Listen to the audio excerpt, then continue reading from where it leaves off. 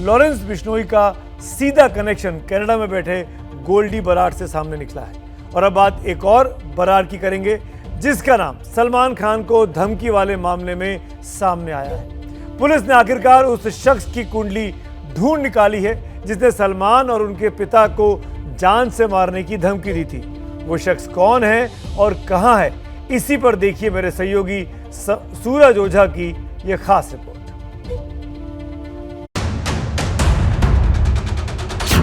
सलमान खान धमकी मामले में सबसे बड़ा खुलासा। सलमान को मारने मुंबई आए थे 3 हत्यारे। लॉरेंस के खास आदमी ने भेजी थी धमकी वाली चिट्ठी। सलमान का यही जलवा लॉरेंस बिश्नोई को जहर लगता है, इसीलिए उसने मूसेवाला को मारने के बाद सलमान को मौत के घाट उतारने की साजिश रची थी। लेकिन उसके खौफ की चर्चा हर ओर हो, इसीलिए उसने ये चिट्ठी भिजवाई। शक पहले से था कि इस एलबी का मतलब लॉरेंस बिश्नोई है और जीबी मतलब गोल्डी बराड़। लेकिन अब जो खुलासा हुआ है उसके बाद ये शक यकीन में बदल गया और पुलिस ने उस शख्स का नाम भी ढूंढ निकाला जिसने लॉरेंस के कहने पर धमकी वाली चिट्ठी भेजी। वो शख्स कोई और नहीं बल्कि विक्रम बराड़ है, राजस्थान का मशहूर गैंगस्टर जिस पर हत्या समेत 24 से ज्यादा मामले दर्ज हैं। सूत्रों के मुताबिक पुणे पुलिस ने जिस गैंगस्टर महाकाल को गिरफ्तार किया, उसने पूछताछ के दौरान बताया कि लॉरेंस के करीबी ने ही सलमान खान को धमकी भरी चिट्ठी लिखी थी और इस काम के लिए राजस्थान के जालौर से 3 लोगों को हायर किया गया था, जिसमें से एक जन ने चिट्ठी रखने का काम किया।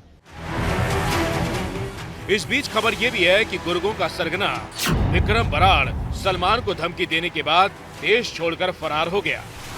पहले खबर ये थी कि वो गोल्डी बराड़ के पास कनाडा में है, लेकिन सूत्रों के मुताबिक विक्रम ऑस्ट्रिया में मौजूद है और सिग्नल ऐप के जरिए दोनों एक दूसरे के संपर्क में हैं। विक्रम भले ही भाग गया हो, लेकिन ये किसी को नहीं मालूम कि चिट्ठी रखने वाले गुर्गे मुंबई में ही हैं और या किसी बड़ी साजिश के तहत शहर में ही रुके हुए हैं। इसलिए सलमान की जान को खतरा बरकरार है और चिंता इसलिए भी है क्योंकि ये बात अब सामने आ रही है कि लॉरेंस ने सलमान को मौत के घाट उतारने के लिए स्नाइपर राइफल भी खरीदी थी। लॉरेंस ने सलमान को मारने के लिए 2018 में ही राजस्थान के अपने शूटर संपत नेहरा को मुंबई भेजा था। संपत ने सलमान के घर की रैकी भी की थी, लेकिन सलमान के करीब नहीं पहुंच सका था। संपत के पास पिस्टल थी, इसलिए वो ज्यादा दूर से निशाना नहीं लगा सकता था, जिसके बाद संपत ने अपने गांव के दिनेश फौजी नाम के शख्स से स्प्रिंग राइफल मंगवाई। अनिल पांड्या नाम के गैंगस्टर ने 3 से 4 लाख में ये राइफल मुहैया करवाई थी। उसका अभी तक जो रोल आया है, उसने शूटर्स ऑर्गेनाइज कराने में कोऑर्डिनेट किया है और लेटर वाले में भी उसका कुछ रोल है, वो भी हम प्रोब कर रहे हैं और महाराष्ट्र पुलिस इस पे फर्दर काम कर रही है। स्प्रिंग राइफल स्नाइपर राइफल का ही एक वर्जन है जिसकी मदद से दूर से ही टारगेट को खत्म किया जा सकता है और मुमकिन है कि संपत नेहरा भी इसी कोशिश में था कि सलमान जब साइकिल पर निकले तब मौका देखकर उन्हें दूर से गोली मार दी जाए या फिर जब वो अपनी छत पर फैंस का अभिवादन करने आए तभी मौके को भुनाया जाए।